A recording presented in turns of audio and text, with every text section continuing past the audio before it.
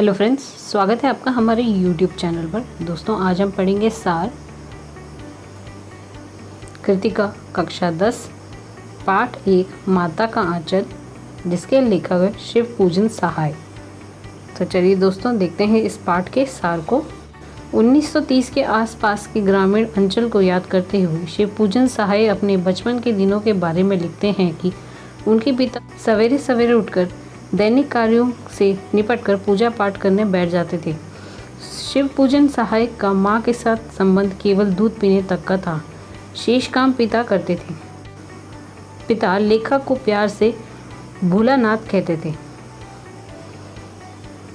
वे राम नाम 1000 बार लिखते और पाठ करने की पोथी के साथ बांधकर पाटे की गोलियों में लपेटकर गंगा में मछलियों को खिलाते।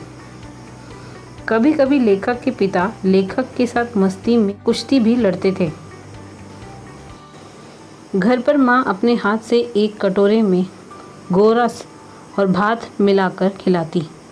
वह पिता को डांटती कि उन्हें बच्चे को ठीक से खिलाना भी नहीं आता।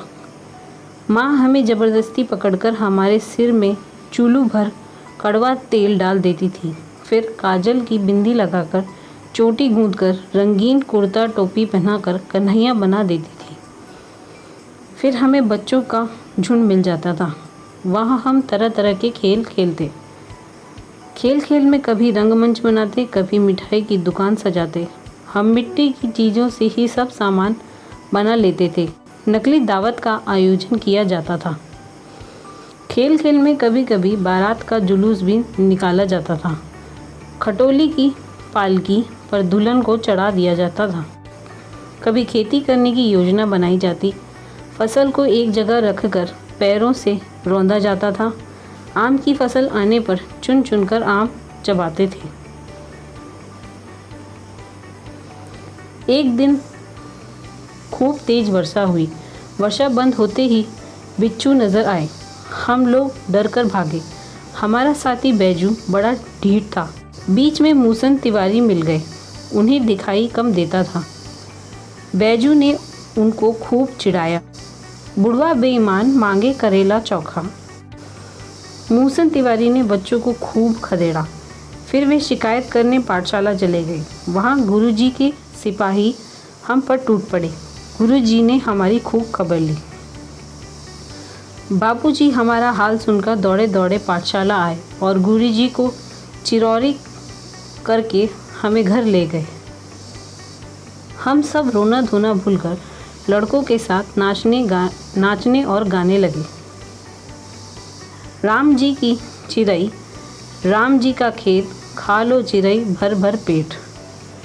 फिर हम सभी लड़के टीले पर चढ़कर चूहों के बिल में पानी डालने लगे। नीचे से ऊपर पानी फेंकने के कारण सभी थक गए थे। गणेश जी के चूहे की रक्षा के लिए शिव जी का सांप निकल आया। सभी बच्चे डरकर भागे। किसी के सिर पर चोट लगी तो किसी के दांत टूटे। भोलानाथ का सारा शरीर लहूलुहान हो गया। कांटे लगने से पैर छलनी हो गए। वे रोते चिल्लाते हुए घर में घुसे। उस समय बापूजी बैठक के बरामदे में बैठे हुक्का गुड़गुड़ा रहे थे। उनके बार बार पुकारने पर भी भोलानाथ उनकी पुकार अनसुनी कर अपनी माँ के गोद में चले गए। उस समय माँ चावल साफ कर रही थी। माँ ने भोलानाथ को रोते देख अपने आंचल में छिपा लिया। डर से कांपते देख सब काम छोड़कर स्वयं भी रोने लगी। भोलानाथ को डरा हुआ देखकर रोने का कारण पूछने लगी। माँ ने जल्दी से हल्दी पीसकर घाव पर लगाया। घर में बहुत शोर मच गया। भोलानाथ केवल धीमी आवाज़ में कांपते हुए सा सा कहते हुए माँ के आंचल में छुप रहे थे। सारा शरीर थर थर काँप रहा था। भोलानाथ आंखें खोलना चाहते थे पर खुल नहीं रही थी। माँ बार बार उन्हें निहार रही थी और गले लगा लेती थी। उसी समय बाबूजी दौड़कर आए। वे उसे माँ की गोद से अपनी गोद में लेना चाहते थे, किंतु भोलानाथ ने अपनी माँ का आंचल नहीं छोड़ा, क्योंकि उस आंचल में उन्हें प्रेम और शांति मिल रही थी। तो दोस्तों, इस पाठ के सार में इतना ही। आपको यह वीडियो कैसा लगा हमें कमेंट बॉक्स में ज़रूर बताएं। हमारे इस वीडियो को लाइक करें, शेयर करें तथा हमारे चैनल से जुड़े रहने के लिए हमारे चैनल को सब्सक्राइब करना न भूलें। बेल आइकन को ज़रूर दबाएं ताकि आपको हमारे वीडियो की नोटिफिकेशन सबसे पहले मिल सके। तो चलिए दोस्तों, मिलते हैं अगली वीडियो के साथ। तब तक के लिए धन्यवाद।